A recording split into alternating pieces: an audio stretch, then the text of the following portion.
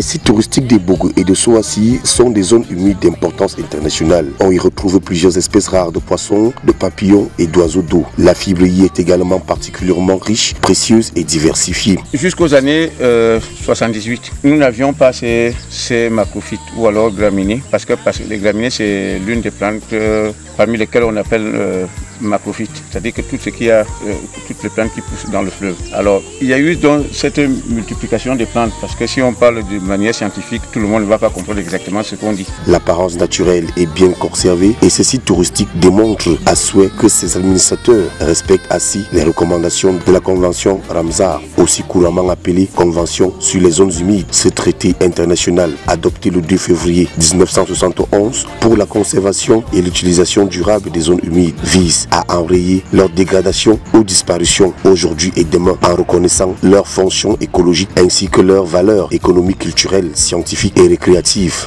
Nous avons des rochers qui peuvent exploiter en ce qui concerne les routes. Bon, on peut transformer ces rochers en gravier et ça nous donne l'argent.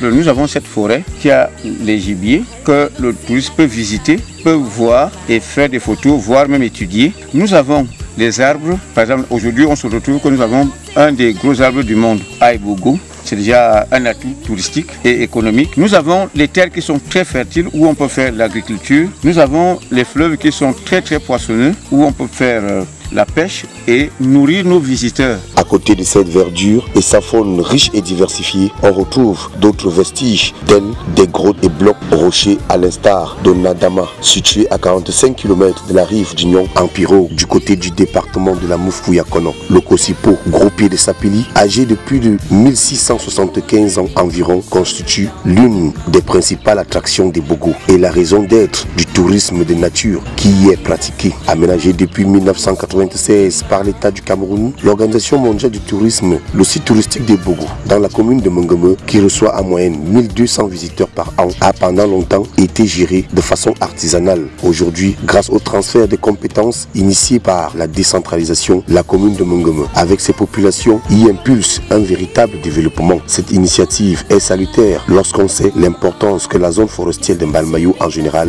et le site touristique des Bogo en particulier revêtent sur la préservation de la stabilité du climat mondial. Depuis que la mairie est là quand même avec l'activité touristique, la vie s'améliore. Bon, moi j'avais jamais acheté une chemise comme ça avant, mais aujourd'hui je peux la porter quand même si c'est une chemise de 5e ou de 10e, mais je sais quand même que nous vivons aujourd'hui, chacun peut s'acheter un filet, chacun peut faire un champ. Nous avons les familles qui vivent quand même. Bon, nos épouses avant ressemblaient quand même à, je veux pas dire à qui, parce que si je dis ça aussi, cette tribu sera peut-être un peu jalouse, mais aujourd'hui elle ressemble quand même aux gens qui vivent à 70 km de Yaoundé ou alors à 1 heure de Yaoundé. Toutes ces innovations, bien sûr, sont faites dans le strict respect des principes du développement durable qui voudraient que l'on assure un bien-être pour les populations actuelles tout en préservant l'environnement afin que les populations futures puissent également vivre décemment.